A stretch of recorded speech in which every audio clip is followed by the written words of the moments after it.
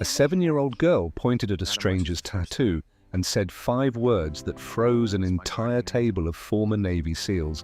My father had that exact mark. The problem was, her father was officially dead. The neon sign outside Silver Pine Diner flickered like a tired heartbeat, washing the empty highway in cold blue light. Inside, the air smelled of burnt coffee and syrup that had seeped too long into cracked linoleum. Maya Ross moved between tables with quiet efficiency, balancing plates on one arm while refilling mugs with the other. She wore white sneakers that had outlived their purpose months ago, the sole on the left shoe peeling away like a secret trying to escape.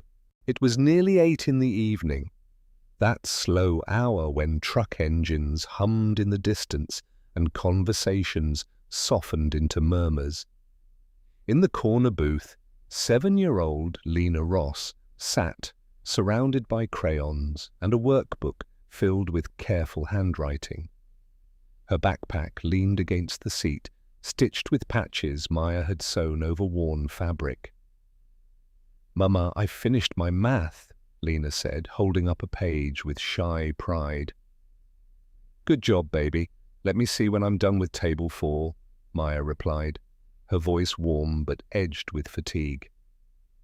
The rhythm of the diner was familiar, clinking silverware, low laughter, the hiss of a grill from the kitchen.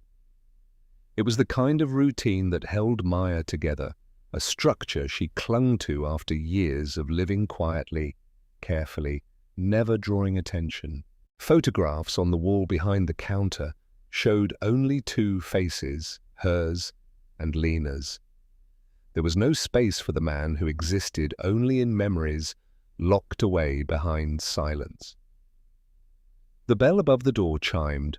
5 men stepped inside and something in the room shifted. They weren't loud. They didn't need to be. Their presence settled like gravity, heavy, disciplined, almost invisible to anyone who wasn't looking closely. Denim jackets, worn boots, eyes that scanned exits without seeming to move. One of them, tall with silver threading his dark hair, paused just long enough to study the room before nodding toward a large booth near the window. Maya grabbed menus and approached, her smile practiced. "Evening, gentlemen. Coffee?" "Yes, ma'am," the silver-haired man said. His voice was calm, steady, the kind of tone that made people listen without knowing why. As she poured, Maya caught fragments of conversation. Mentions of training ranges, old jokes about the good days, names of places that sounded more like coordinates than cities. She told herself they were just veterans passing through. Silver Pine saw plenty of those. In the corner, Lena finished wiping down an empty table, a damp cloth clutched in her small hand. She liked helping, liked feeling part of her mother's world. Her gaze drifted toward the booth of strangers, toward one man leaning back with his arms stretched along the seat. On his forearm, just below the rolled sleeve, a faded tattoo caught the light. It looked like a compass at first glance, but not quite. Lines intersected at sharp angles, forming a broken star at the center. The ink was old, weathered, the kind that belonged to stories never spoken aloud. Lena froze. She stepped closer without thinking, eyes wide with recognition that didn't belong to a child her age. "My dad had that," she said softly. "Same place." The words landed like a dropped glass. Conversation at the booth stopped mid-sentence. The man with the tattoo lowered his coffee cup slowly, as if sudden movement might shatter something fragile. The silver-haired leader turned toward Lena, his expression sharpening from casual to alert in a heartbeat. Maya felt the change before she understood it, the way silence thickened, the way 5 pairs of eyes fixed on her daughter. "Lena," she called gently, forcing brightness into her tone. "Honey, come help me in the back." But the silver-haired man leaned forward slightly, voice careful. "What's your name, kiddo?" "Lena Ross," she answered without hesitation. The reaction was instant. A flicker of shock passing between the men, like a signal no one else could read. One of them muttered under his breath, barely audible, "Ross, that can't be." Maya reached Lena and placed a firm hand on her shoulder. "Excuse us," she said, her smile tight now, eyes avoiding theirs. "She likes to talk." "Mom," the leader said quietly, standing up, "that tattoo isn't something you see often." "I'm sure lots of people have similar ones," Maya replied, guiding Lena away, each step measured, controlled. Inside her chest, something old and buried began to stir. A memory she had spent 7 years learning how not to touch. Behind her, the men whispered urgently, "Chief, you thinking what I'm thinking? Check the timeline." "If that's his kid..." The kitchen door swung shut behind Maya, cutting off the voices. She crouched in the tiny break room, holding Lena by the shoulders. "Sweetheart, we don't talk about your father to strangers, okay?" Lena's brows knitted together. "I thought maybe they knew him." The innocence in her voice pierced deeper than any accusation. Maya closed her eyes briefly. She saw a different arm, a different night. Adrian Vale tracing the lines of that same tattoo with a quiet smile. "It identifies us," he had said once. "Means we go places no one talks about." 3 weeks later, he had disappeared, officially dead. No body, just a folded flag and silence. "You didn't do anything wrong," Maya whispered, pulling Lena into a tight embrace. "Just let me handle it." When they returned to the main floor, the booth by the window was empty. Cash lay neatly stacked beside untouched coffee cups. Outside, through the glass, the 5 men stood near a dark pickup truck, talking in low, urgent tones. The silver-haired leader glanced up and met Maya's eyes. He didn't wave. He only nodded once, as if acknowledging a truth neither of them had spoken yet. Then he pulled out his phone and took a photo of the diner's neon sign. Maya's stomach tightened, because men like that didn't take pictures of roadside diners for nostalgia. They took them when they intended to come back. And somewhere deep beneath the life she had built piece by careful piece, a buried name began to rise again. Adrian Vale, like a shadow stepping back into the light, carrying questions she had spent years trying to outrun. Morning light slid through the blinds in thin, pale lines, painting the kitchen table with stripes of gold and shadow. Maya Ross moved through the motions of breakfast, toast in the pan, coffee steaming in a chipped mug, but her mind remained fixed on the dark SUV she had seen the night before. When she glanced outside now, the curb was empty. Maybe she had imagined it. Or maybe whoever had been there no longer needed to hide. Lena sat at the table coloring in her blue sketchbook, humming softly. She had drawn a compass shape in the corner of the page, a star with uneven points. Maya's breath caught. "Just a doodle," Lena said when she noticed her mother watching. "I like how it looks."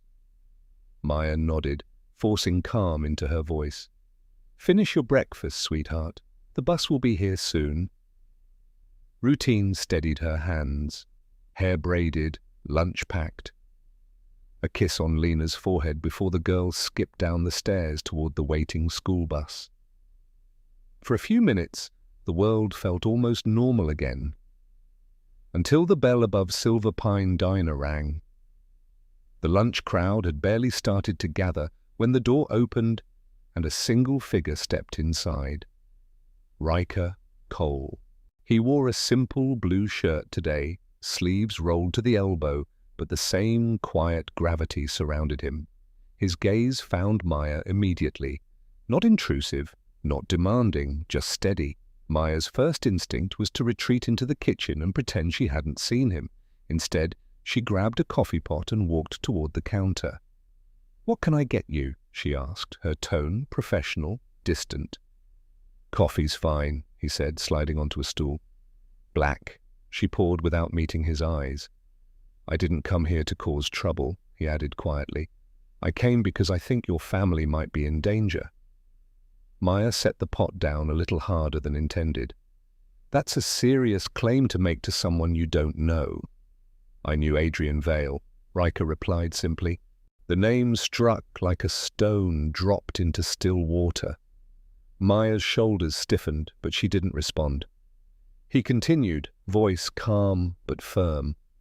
"Last night, when Lena mentioned that tattoo, it changed something. Only 12 men ever had that mark.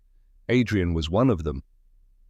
Around them, plates clattered, and a waitress laughed too loudly at a table near the window. The normal sounds of the diner felt distant, muffled, as if they existed behind glass. "Lots of men have tattoos," Maya said, repeating the line she had used before. "Not that one," Riker said gently, "and not paired with that name." Silence stretched. He slid a small business card across the counter toward her. No logo, just a phone number and his name. "We were told Adrian died during a classified operation," he went on. "Nobody recovered. Some of us never believed the report made sense. When your daughter spoke, it felt like a missing piece clicked into place." Maya wiped the counter slowly, buying time. "Why would it matter to you now?" "Because if Adrian had a child he never told us about," Riker said, "then he was hiding something bigger than we realized." She forced herself to look at him. His expression wasn't aggressive. It held something closer to concern, and a weight that came from years of unfinished questions. "I don't know what you think you're going to find here," she said quietly. "But my life is simple. I work. I take care of my daughter. That's it." Riker nodded once. "That's what makes you vulnerable." The words landed heavier than she expected. Before she could respond, the bell above the door chimed again. 2 construction workers entered, laughing loudly, breaking the tension. Maya moved away to take their order, grateful for the interruption. But she could feel Riker's presence behind her like a shadow. When she returned, he spoke again, softer this time. "Did Adrian leave you anything?" The question struck deeper than she wanted to admit. Her mind flashed to the titanium data key hidden in the closet. "No," she said quickly. Riker studied her for a long moment. "If he did and you don't trust me with it, that's fair. But you should know something." He leaned closer, lowering his voice. 3 months after Adrian's mission, 2 men from our unit started asking questions about inconsistencies in the report. They were reassigned within weeks, split up. Maya's grip tightened around the coffee pot. "You think someone wanted him gone?" she asked, despite herself. "I think someone didn't want him asking the wrong questions," Riker replied. A customer called for a refill, and Maya turned away automatically.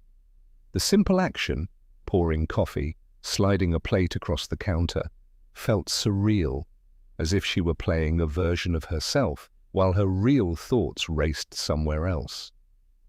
When she came back, Riker stood up. "I'm not asking you to trust me today," he said. "Just don't assume the story you were told 7 years ago is the whole truth." He left a $20 bill beside his empty mug. As he turned toward the door, he paused. "One more thing," he added without looking back. "If Adrian suspected something was wrong with that mission, he would have prepared a way to protect the people he loved. He wasn't the kind of man who left things unfinished." The bell chimed again as he stepped outside. Maya watched through the window as he crossed the parking lot and disappeared into a waiting pickup truck. For a long moment, she stood there, unmoving, the world around her continuing as if nothing had shifted. But everything had. Because for the first time, Someone else had spoken Adrian's name aloud inside the life she had built without him. And with that name came questions she could no longer pretend didn't exist. Later that afternoon, as the lunch rush faded, Maya found herself staring at the business card in her hand. The number felt heavier than paper should. She slipped it into her apron pocket just as her phone vibrated. Unknown number. Maya hesitated, then answered.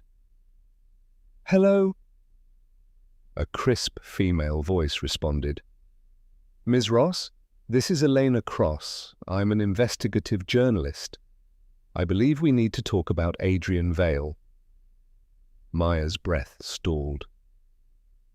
"How did you get this number?" she asked carefully. "I follow stories that don't want to be found," Eleanor said. "And Adrian's story has too many missing pages." The line crackled with quiet tension. "I'm not interested," Maya said, though her voice lacked conviction.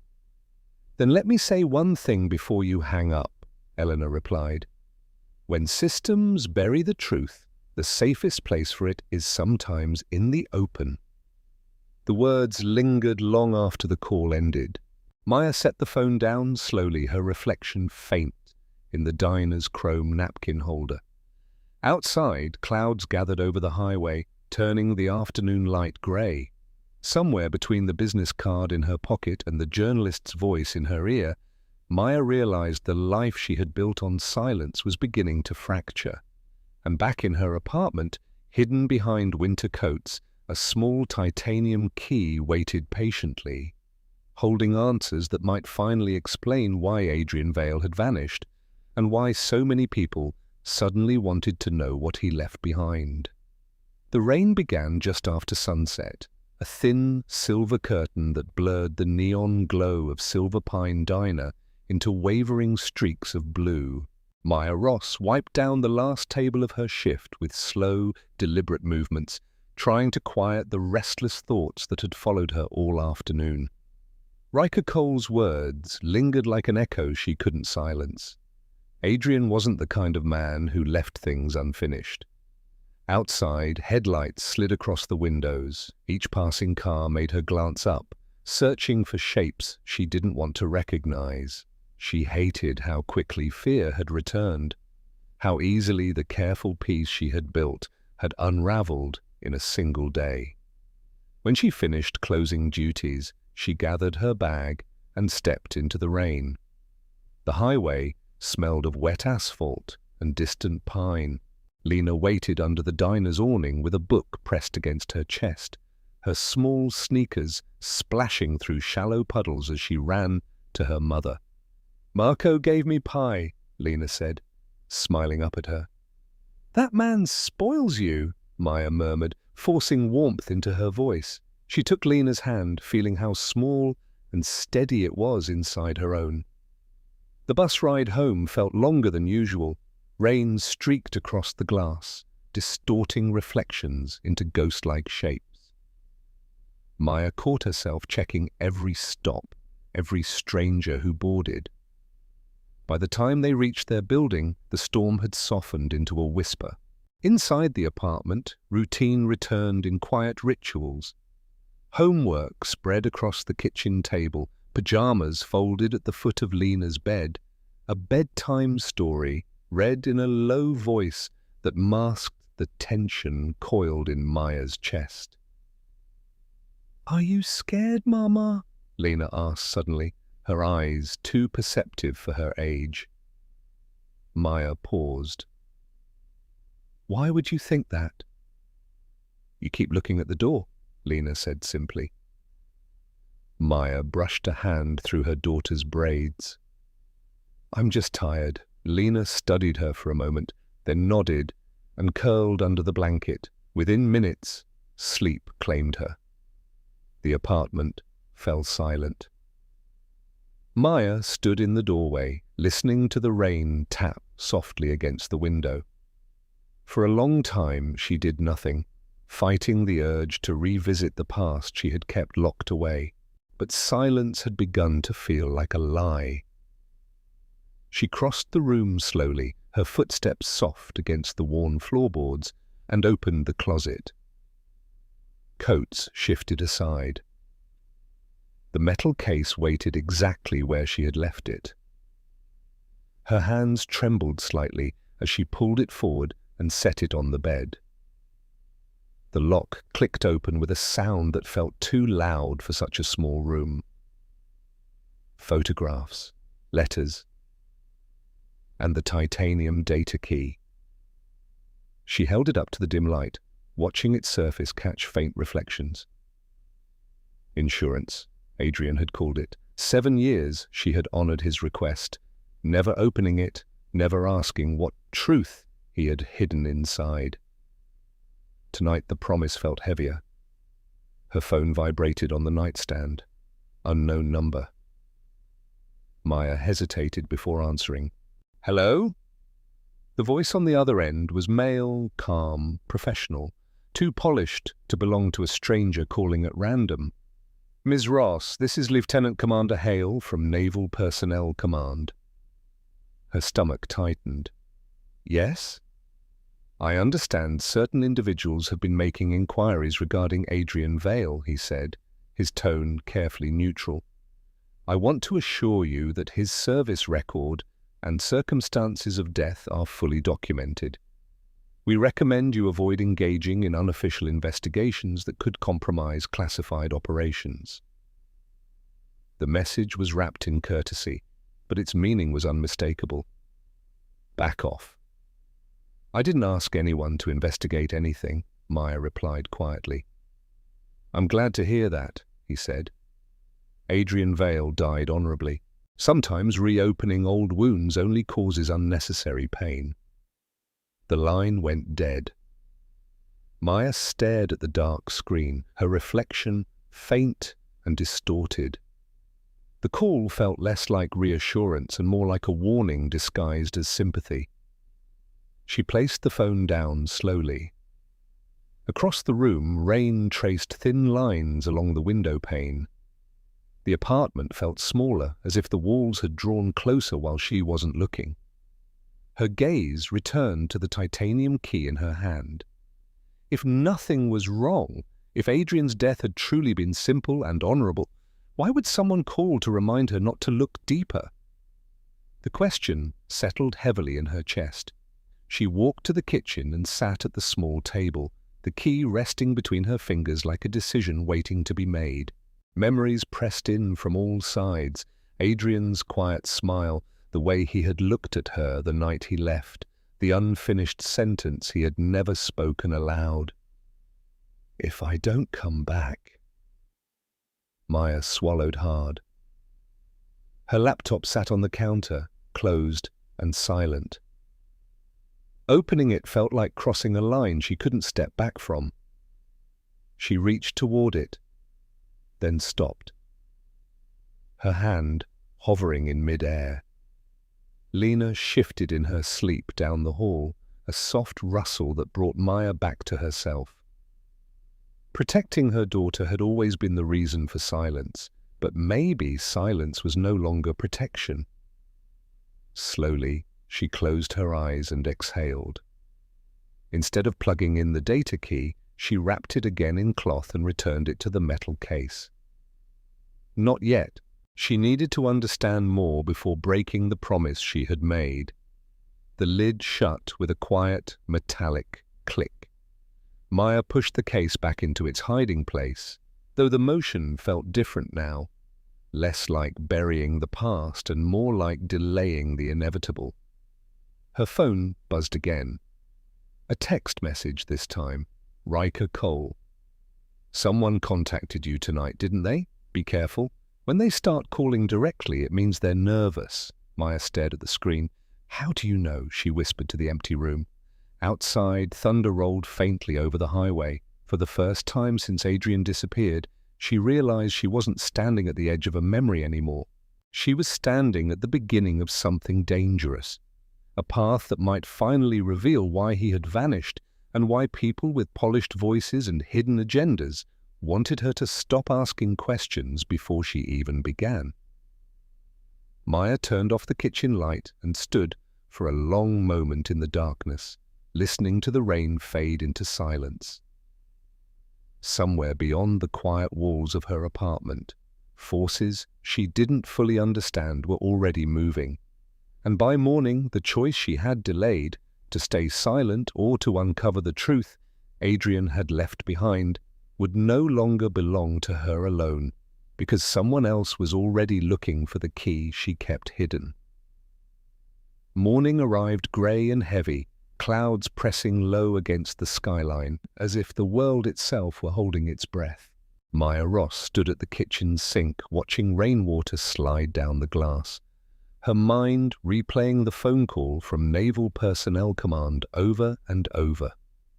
Adrian Vale died honorably. Avoid unofficial investigations. The words sounded rehearsed, hollow, less like comfort and more like a door quietly closing. Behind her, Lena hummed softly while packing her school bag. The normal rhythm of the morning felt fragile, like a thin layer of ice over something deep and dark. "Bus is here," Lena called, pulling on her jacket. Maya forced a smile, kneeling to straighten the girl's collar. "Be good today." "I always am," Lena said, grinning. The door closed behind her with a soft click, and the apartment fell silent. Maya waited a few seconds longer than usual before turning toward the closet. She hadn't planned to open the metal case again so soon, but Riker's message from the night before, "When they start calling directly, it means their nervous asterisk," echoed louder with every passing minute. Coats shifted aside, the case slid forward. Her hands moved faster this time, the lock opening with familiar precision. She lifted the titanium data key, feeling its cool weight against her palm. Outside, a car engine rumbled faintly somewhere down the street. She hesitated, listening. Nothing. Just rain. Maya crossed to the counter and opened her laptop. The screen's pale glow filled the kitchen, turning the quiet space into something colder, more exposed. Her reflection hovered faintly in the dark glass, eyes tired, jaw set, with a resolve she didn't fully recognize. "This is just to see," she whispered to herself, though she knew it was more than curiosity. The key slid into the USB port with a soft metallic click. For a moment, nothing happened. Then a folder appeared on the screen. No title, no icon, just a string of numbers. Her heartbeat quickened. She opened it. Inside were dozens of encrypted files, webkey, documents, images, communication logs, each stamped with time codes and locations she didn't recognize. A single text file sat at the top of the list. "Read first." Maya's breath caught. Her fingers hovered above the trackpad. The file opened slowly, lines of text unfolding across the screen in Adrian's unmistakable voice. Calm, direct, stripped of everything except truth. "If you're reading this, it means I didn't make it back the way I planned. What I found wasn't just corruption, it was coordination. People inside our own system moving weapons where they were never meant to go." Maya leaned closer, her pulse roaring in her ears. Names appeared, contractors, accounts, operation codes, messages Adrian had saved, warnings he had typed in quiet moments between missions, and one name repeated more than any other. General Victor Kellen. Her stomach tightened. The cursor blinked at the end of the page, as if waiting for her to keep going. Attached files began to load, photographs of crates stamped with military insignia, screenshots of encrypted emails, financial records that traced money through offshore accounts. The deeper she looked, the clearer it became. Adrian hadn't been gathering random information, he had been building a case. Maya pressed a hand to her mouth, fighting the surge of emotion rising inside her. Fear, anger, grief, all tangled together into something sharper than anything she had felt in years. The door buzzer downstairs sounded suddenly, jolting her upright. She closed the laptop halfway, listening. Footsteps echoed faintly in the hallway outside. A knock came at the apartment door, firm, controlled. Maya's heart leapt into her throat.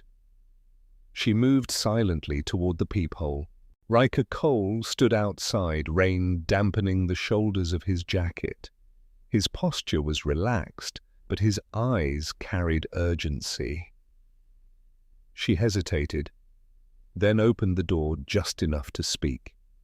"You shouldn't be here," she whispered. "I know," he said quietly, "but we don't have much time." "What do you mean?"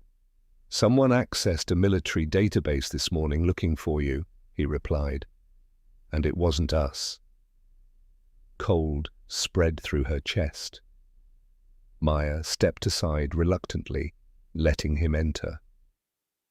He paused just inside the doorway, scanning the apartment with the quick, instinctive awareness of someone trained to notice everything. His gaze landed on the open laptop. "You plugged it in?" he said softly. It wasn't a question. Maya crossed her arms defensively. "You told me Adrian wouldn't leave things unfinished." Riker moved closer to the screen, eyes narrowing as he took in the files displayed there. For a long moment he said nothing. Then he exhaled slowly. "Yeah," he murmured. "That's his handwriting." The confirmation felt like a weight settling into place. "He was investigating something bigger than anyone knew," Maya said, her voice unsteady. "General Victor Kellen, does that name mean anything to you?" Riker's jaw tightened. "It means trouble," he said quietly. "High-level oversight. Untouchable. Or at least he used to be." Maya turned the laptop toward him, scrolling through the files. Adrian thought the mission was a setup, that someone wanted him silenced before he could finish this. Riker studied the documents, the tension in his shoulders growing with each new file. "This isn't just evidence," he said finally. "It's a map. And if you've opened it, anyone watching those systems will know." A chill ran down Maya's spine. The room suddenly felt too small, too exposed. "So what happens now?" she asked. Riker looked up, meeting her eyes with a seriousness that left no room for illusions.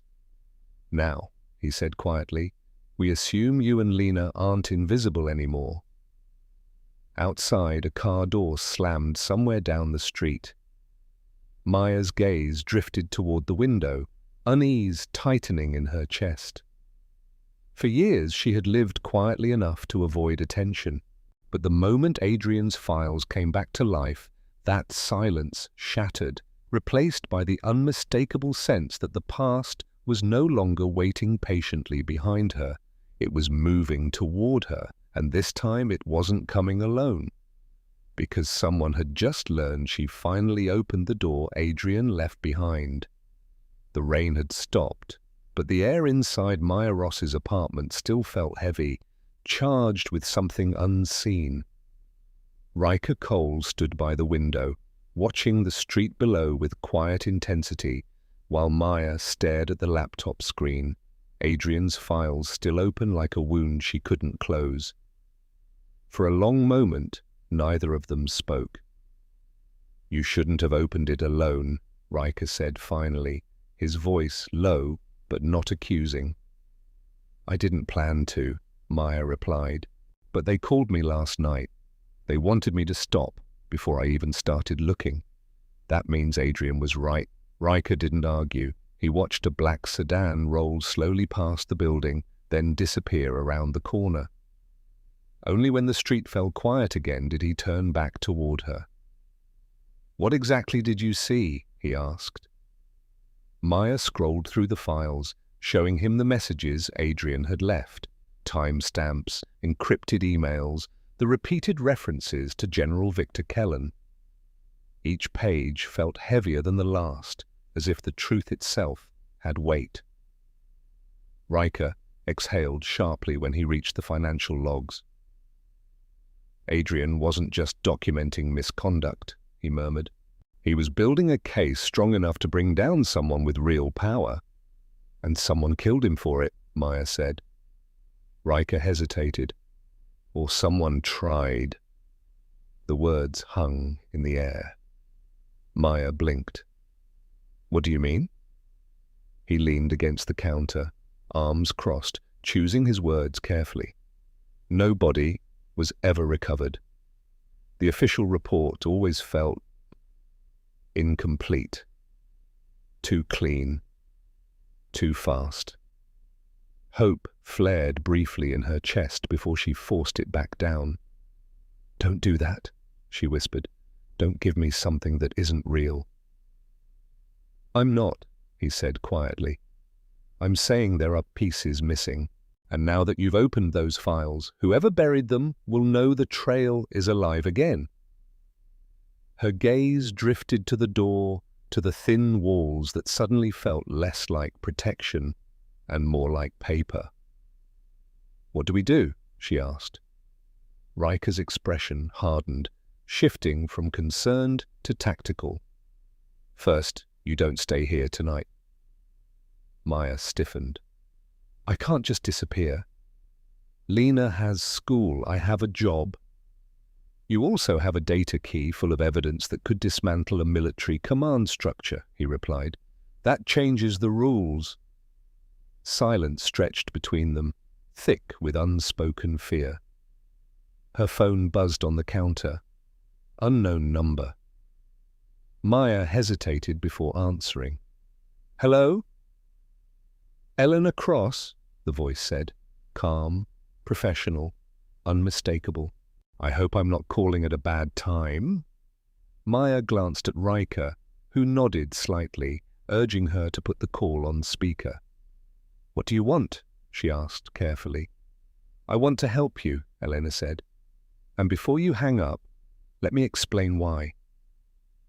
Maya said nothing. I've been investigating Victor Kellen for 2 years, Elena continued. Most of what I've found disappears before it reaches publication. But today a source told me someone accessed a classified archive tied to Adrian Vale's last mission. Maya's throat tightened. You opened something, Elena said gently. Didn't you? Riker mouthed one word. Careful. Maya swallowed. Why would I trust a journalist? Because exposure is the only thing powerful enough to make certain people step back, Elena replied. Right now, you're invisible enough to be erased quietly. If this story becomes public, that changes. The words landed harder than Maya expected. She had spent years protecting Lena by staying unseen, but maybe invisibility was no longer safety.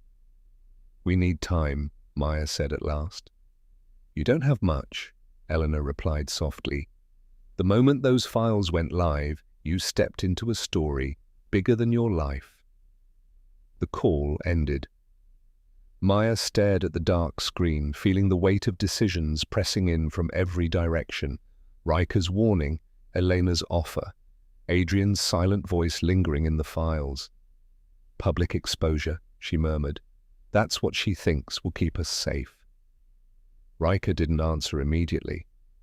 Sometimes it does, he said finally. Sometimes it paints a bigger target. Outside, thunder rolled faintly over the distant hills. Maya closed the laptop slowly, the metallic click sounding louder than it should. What about Lena? She asked. She's 7. She didn't choose any of this. Riker's gaze softened. And that's exactly why we have to think 3 moves ahead. He pulled out his phone, sending a quick message. Jonah and Ethan are nearby. If we need to move you, they'll help. The idea of strangers circling her life made Maya uneasy, but a deeper instinct told her she was already beyond the point of refusing help. She moved toward Lena's room, watching her daughter sleep peacefully beneath a pile of blankets. The small rise and fall of Lena's chest grounded her in a way nothing else could.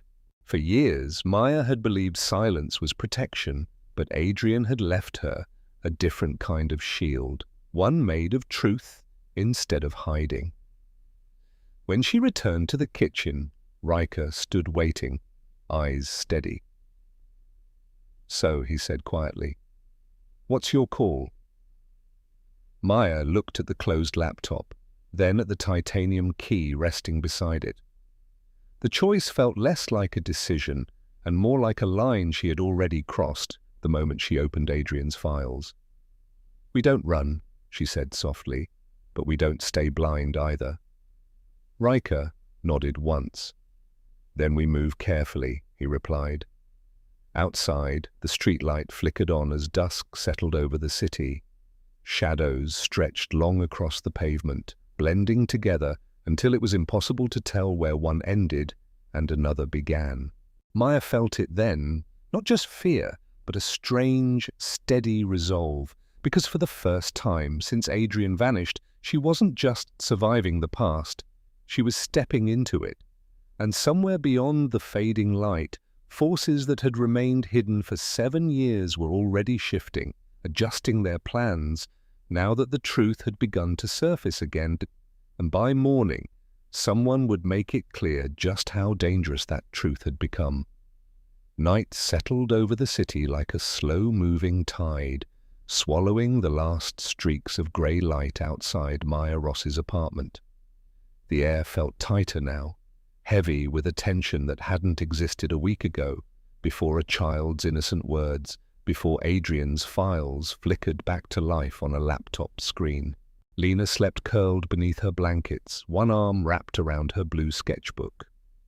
Maya watched her for a moment longer than usual, memorizing the quiet rise and fall of her chest. She closed the door gently behind her. Riker stood in the kitchen, speaking softly into his phone. "Yeah. Keep it low profile. No lights, no obvious stops."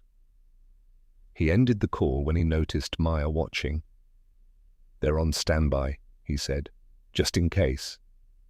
Maya nodded, though the idea of people waiting outside her life made her uneasy. The laptop sat closed on the counter, the titanium data key resting beside it like a silent witness. She hadn't opened the files again since Riker arrived, but she could feel them, the way you feel a storm gathering beyond the horizon. Her phone vibrated. A message from Elena Cross. Elena, I know you're hesitant, that's smart, but someone filed a formal inquiry today claiming you're fabricating your connection to Adrian Vale. They're trying to discredit you before anything becomes public. Maya's stomach tightened. "They're moving already," she said quietly, handing the phone to Riker. He read the message, jaw tightening. Classic playbook. Attack credibility before evidence spreads. "They're saying I'm lying?" Maya whispered. "That Lena isn't his daughter?"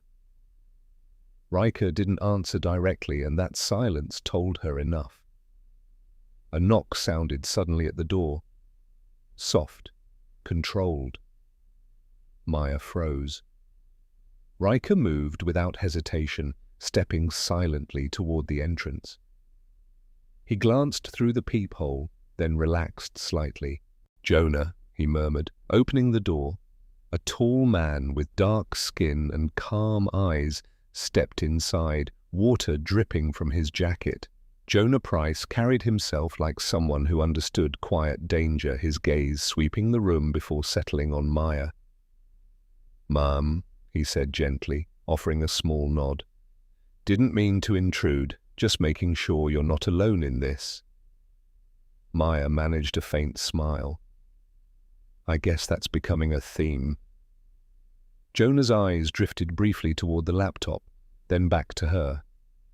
"Riker said you opened Adrian's files." "Yes," she admitted. He exhaled slowly. "Then things are going to accelerate. People like Victor Kellen don't wait around once they realize a leak is active." The room felt smaller with every word. Maya crossed her arms, trying to steady herself. Elena wants me to go public. She says visibility is protection. Riker and Jonah exchanged a glance. Public exposure cuts both ways, Jonah said carefully. It can force accountability, but it also puts a spotlight on you and Lena. Lena's name hung in the air like a fragile glass. I don't want her dragged into this, Maya said. She's just a kid. And that's why we need a plan, Riker replied. Right now, you're reacting. We need to start moving ahead of them. Before Maya could answer, her phone rang again, unknown number. She hesitated, then answered. Ms. Ross, a male voice said, smooth, controlled. This is Captain Lowell from Military Legal Affairs. I'm calling regarding a claim that you've been approached by individuals spreading misinformation about Lieutenant Adrian Vale. Maya's fingers tightened around the phone. I'm not interested in discussing this, she said quietly. I understand, he replied. But you should know that continuing to circulate unverified allegations could result in legal consequences. Sometimes people create narratives to cope with loss. The implication struck like a slap. They're calling my life a story now, she whispered after the call ended. Jonah shook his head slowly. They're trying to make you doubt yourself. That's how systems protect themselves. Silence settled over the apartment. Rain began again outside, tapping softly against the windows like impatient fingers. Maya walked to the kitchen and picked up the titanium data key, feeling its cold weight settle into her palm. Adrian's voice echoed faintly in her memory. If you're reading this, it means I didn't make it back the way I planned. For years she had lived quietly, believing survival meant staying invisible, but now invisibility felt like surrender. What happens if we don't go public? She asked softly. Riker's gaze held hers. Then they keep writing the narrative without you. They decide what Adrian's story becomes. She looked toward Lena's room, imagining the day her daughter might grow old enough to search for answers on her own, to find a version of her father twisted into something unrecognizable. Maya closed her eyes briefly. I won't let them erase him, she said. Jonah nodded once, as if he had expected nothing less. Then we move forward carefully, Riker said. Elena will want your statement. Not everything, just enough to anchor the story in something real. The decision settled into the room, quiet but irreversible. Outside, a dark sedan slowed near the building, headlights gliding across the curtains before moving on. Maya watched the fading glow, a chill running down her spine, because the moment she agreed to step into the light, she understood something else just as clearly. Someone on the other side had already begun preparing for her to fail. And somewhere beyond the rain-soaked streets, plans were being made, not just to silence Adrian's truth, but to make sure Maya Ross never had the chance to speak it aloud. Dawn arrived pale and restless, the sky washed in a thin, silver light that made everything feel exposed. Maya Ross stood by the window of the small safe-house cabin Riker's team had moved them to overnight. A quiet place tucked between dark pines at the edge of Greyhaven. The air smelled of damp wood and cold earth, unfamiliar, but strangely calming. Lena sat cross-legged on the floor nearby, drawing in her blue sketchbook as if nothing in the world had changed. Crayons rolled across the rug, tiny flashes of color against the muted room. "Mama, look," she said, holding up a picture of a tall man standing beneath a compass-shaped star. "This is how I remember him." Maya's throat tightened. Adrian's silhouette, or the memory of it, lived in every line her daughter drew. "It's beautiful," she whispered, brushing a hand over Lena's hair. Across the room, Riker leaned over a laptop with Jonah and Ethan, their voices low but urgent. The glow from the screen painted their faces with shifting shadows. "Eleanor, published," Jonah said quietly. Maya turned. "What?" she asked, stepping closer. Riker rotated the screen toward her. A headline filled the page. "Former Special Operations case may involve cover-up. New evidence surfaces."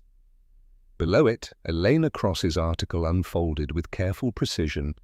No accusations stated as fact, only questions raised with enough weight to force attention. Adrian Vale's name appeared beside phrases like unresolved mission, sealed reports, and conflicting timelines. Maya felt the room tilt slightly. "She didn't use everything," she murmured. "She wouldn't," Riker said. "A smart journalist never shows her whole hand."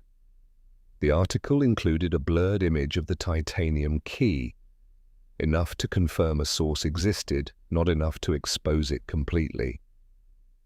Within minutes, messages began flooding Riker's phone. News alerts, comments, military statements posted online. "They're responding fast," Ethan said, scrolling. "Official denial already issued." Maya watched the headlines multiply like ripples spreading across water. For years, Adrian's name had existed only in quiet memories. Now it was everywhere, a strange mix of fear and relief twisted inside her chest. "What happens next?" she asked. "Pressure," Jonah replied. "Media, internal reviews, political noise. People like Victor Kellen hate unpredictability." Her phone vibrated, a call from Eleanor. Maya stepped onto the porch to answer, the cold morning air brushing her face. "You saw the article?" Elena asked. "Yes," Maya said softly. "I kept your identity protected for now," Elena continued. "But they're already pushing back. Expect them to question your credibility publicly within hours." "They already started," Maya replied, remembering the call from military legal affairs. Elena's voice softened. "I'm sorry this moved so fast, but once the files surfaced, the window was small. The truth has to outrun the narrative they're building." Maya looked out over the trees, watching fog drift between branches. "I don't want Lena in this," she said. "I know," Elena replied. "That's why we control the story carefully. You choose what becomes public, not them." The call ended, leaving Maya alone with the quiet rustle of wind through pine needles. Inside, Riker approached the doorway. "You okay?" he asked. She nodded slowly. "I think so. Just everything feels louder now."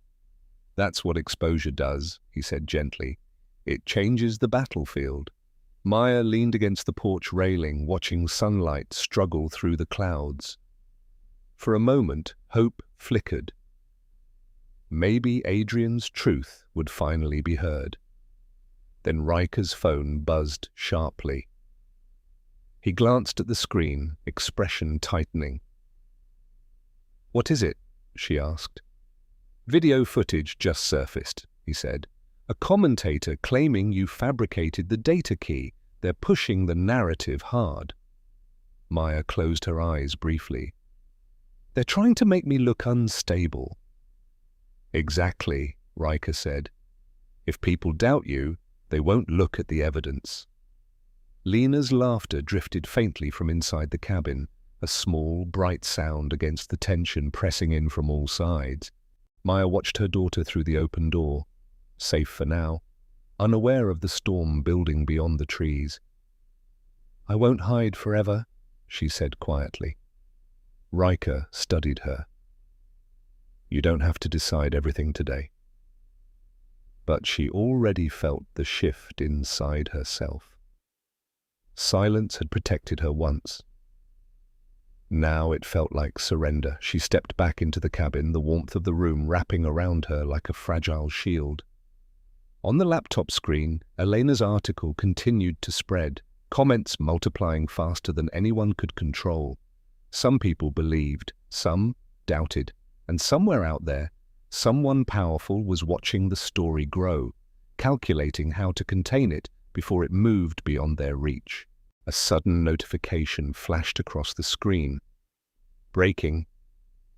General Victor Kellen placed on administrative leave, pending review. The room fell silent. Jonah let out a low whistle. That's faster than expected. Maya stared at the headline, heart pounding. For the first time since Adrian vanished, the system itself had reacted. Not quietly, not invisibly, out loud. But victory felt fragile, like the calm at the center of a storm.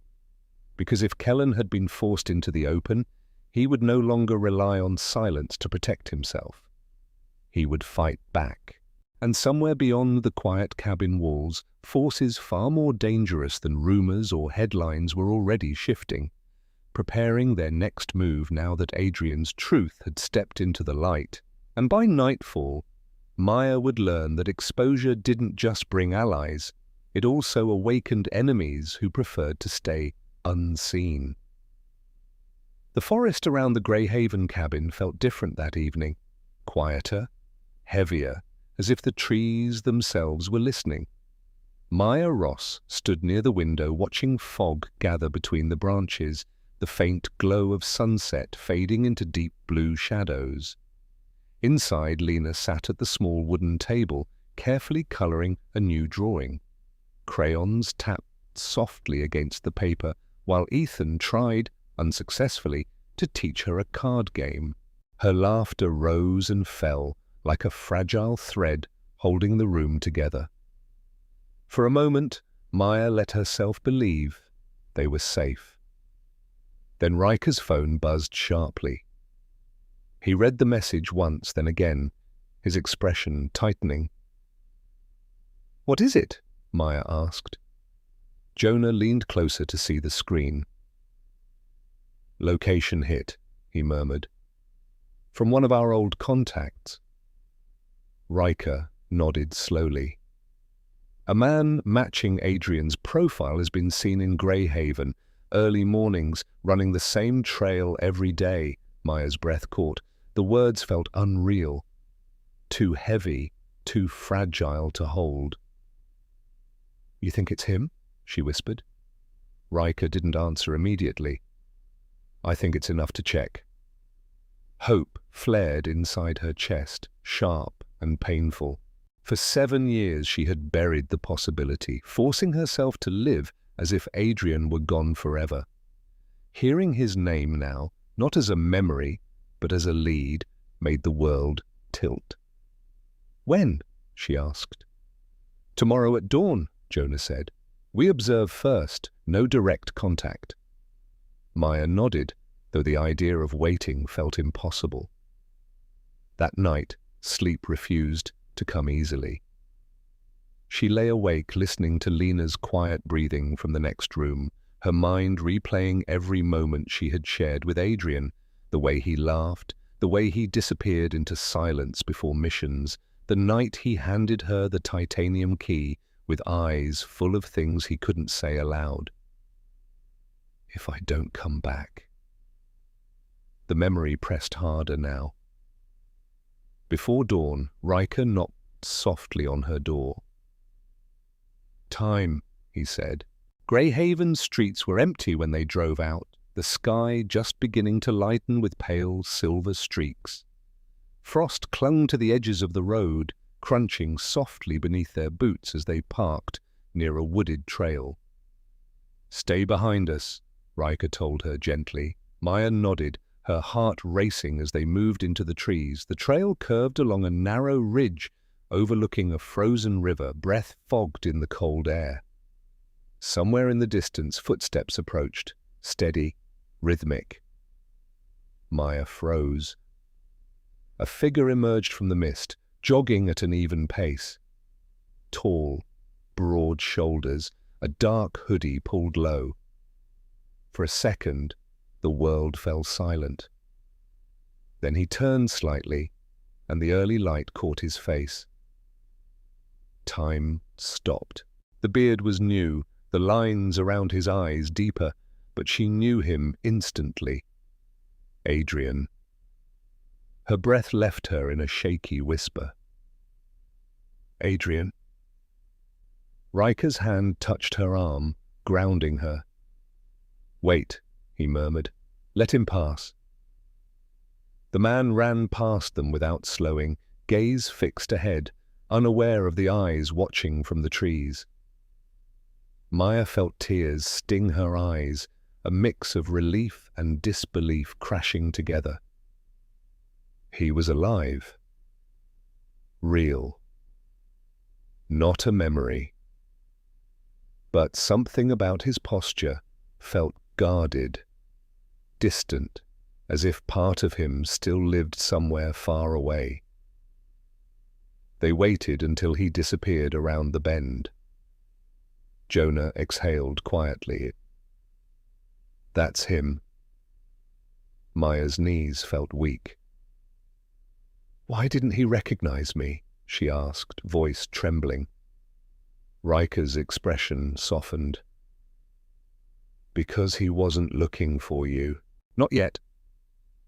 They followed at a distance, keeping to the shadows until Adrian reached a small cabin near the edge of town, plain, isolated, windows covered by simple curtains. Protected witness housing, Ethan murmured. Or something like it. Maya stared at the cabin, heart pounding against her ribs.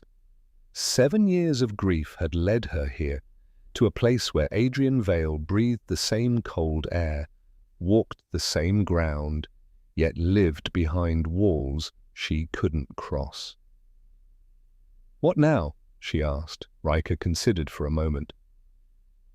We don't force it. If he's in a program, there are rules. Breaking them could put him in danger. Or you. The words felt like a weight pressing against her chest. She wanted to run to him, to shout his name, to erase the years of absence in a single moment. Instead, she stood still, watching the closed door of the cabin as sunlight finally broke through the clouds.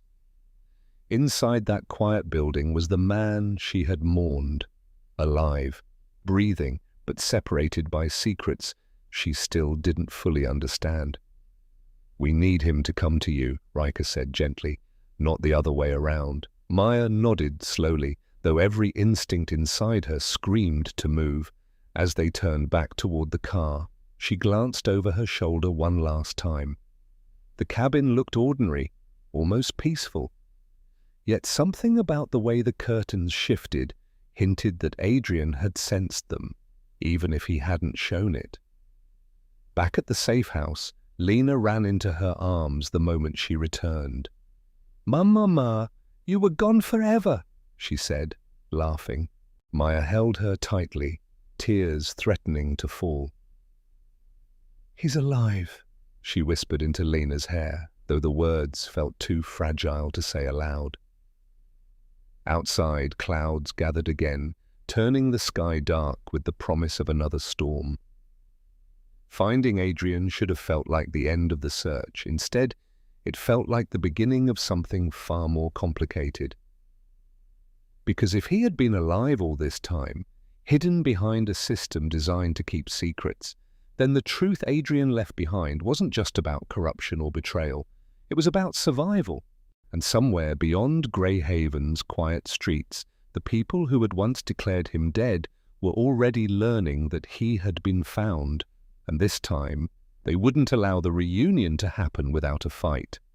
Dawn arrived slowly over Greyhaven, the sky painted in pale gold that bled into the mountains. Frost clung to the cabin railings, catching the light like scattered glass. Maya stood on the porch with a mug of coffee she hadn't touched, watching Adrian through the window. He sat at the table with Lena. 7 years of absence lived quietly between them, but something new was growing, fragile, real. Lena showed him her blue sketchbook, flipping through pages filled with drawings of a man she had never met until yesterday. Adrian's hands trembled slightly as he turned each page, absorbing the life he had missed. "You drew me before you knew me," he said softly. "I always knew you," Lena replied, with a seriousness far beyond her age. Maya felt her chest tighten. Inside that small room, grief and hope existed side by side, no longer enemies, just two halves of the same story. By afternoon, Riker returned from town with news. The article exposing General Victor Kellen had ignited a storm across military channels. Investigations had begun. Congressional hearings were scheduled. Protective programs were being reviewed. "They can't bury it anymore," Riker said, setting a folder on the table. "Too many eyes are watching." Adrian read silently, jaw tightening. "For years," he murmured, "I thought staying hidden was the only way to keep you safe." "And now?" Maya asked. He looked at Lena, then back at her. "Now hiding feels like another kind of prison." Outside, the wind picked up, rattling the windows. Greyhaven no longer felt like exile. It felt like a crossroads. Ethan leaned against the doorframe. "There's talk of formal reinstatement," he said carefully. "They may want you to testify publicly," Adrian nodded slowly. "I will." The words landed heavy in the room. For the first time since they had found him, he looked less like a ghost and more like the man Maya remembered, steady, grounded, willing to face the world again. That evening, Elena Cross called. Her voice came through the speaker calm and measured. The Department of Defense issued a statement. They're acknowledging procedural failures in Adrian Vale's case. They're offering protection, officially, this time. Maya felt something inside her release. A tension she had carried for years, finally loosening its grip. "What does that mean for us?" she asked. "It means you don't have to run anymore," Elena replied. Silence followed. Then Lena's small voice broke it. "Does that mean Daddy can come home?" Adrian closed his eyes briefly, emotion crossing his face. "Yeah," he whispered. "It means I can try." Days passed, and life began to reshape itself. Adrian practiced simple routines with Lena, walking the trails, helping her with math homework, learning the rhythms of being a father instead of a soldier. Each moment felt unfamiliar, yet deeply right. One afternoon, Maya watched them from the porch as Adrian knelt beside Lena, guiding her hand as she traced the faded tattoo on his arm. "It used to mean secrets," he told her gently. "What does it mean now?" she asked. He glanced toward Maya. "Now it means family." The words settled into the quiet air like a promise. The final confrontation with the past came during the hearing broadcast weeks later. Adrian sat before a panel of officials, his voice steady as he described the corruption he had uncovered, the mission that had nearly killed him, the years of enforced silence, the cost of telling the truth. Maya watched from the audience, Lena's hand in hers. For the first time, Adrian's story belonged to the light. When the hearing ended, reporters crowded the steps outside. Cameras flashed, voices called out questions. Adrian paused, scanning the crowd until his eyes found Maya and Lena. He stepped toward them, ignoring the noise around him. "I'm done running," he said quietly. Maya smiled through tears. "Then let's go home." Months later, the cabin in Greyhaven became a memory rather than a refuge. They moved into a small house near the mountains, a place where Lena could ride her bike and Adrian could rebuild a life piece by piece. The SEAL team visited often, their laughter filling the porch on long summer evenings. The bond forged through danger had become something softer, deeper. A chosen family. Elena Cross continued to write, chronicling the reforms that followed Adrian's testimony. Other whistleblowers came forward. Systems changed slowly, imperfectly, but undeniably. And Lena's blue sketchbook filled with new drawings, no longer just imagined faces, but real moments. Her parents laughing, sunsets over the mountains, the tattoo on Adrian's arm surrounded by stars. One quiet night, as the sun dipped below the horizon, the three of them sat together on the porch steps. Lena leaned against Adrian's shoulder, sleepy but content. "Daddy," she murmured, "are you going to stay forever?" Adrian glanced at Maya, then wrapped an arm around both of them. "Forever," he said. The word carried weight, not as a promise of perfection, but as a choice made every day. Maya watched the sky darken, thinking about the long road that had begun with a child's simple observation in a diner. A tattoo recognized, a truth uncovered, a family brought back together. The symbol once meant secrecy and sacrifice. Now it meant something else entirely, a bond that survived years of silence, a story that refused to stay buried, and a future no longer shaped by fear. As stars emerged above the mountains, Lena traced the faded lines on Adrian's arm one last time before drifting to sleep. "It's pretty," she whispered. Adrian smiled, pulling his family closer. "Yes," he said softly. "It is now."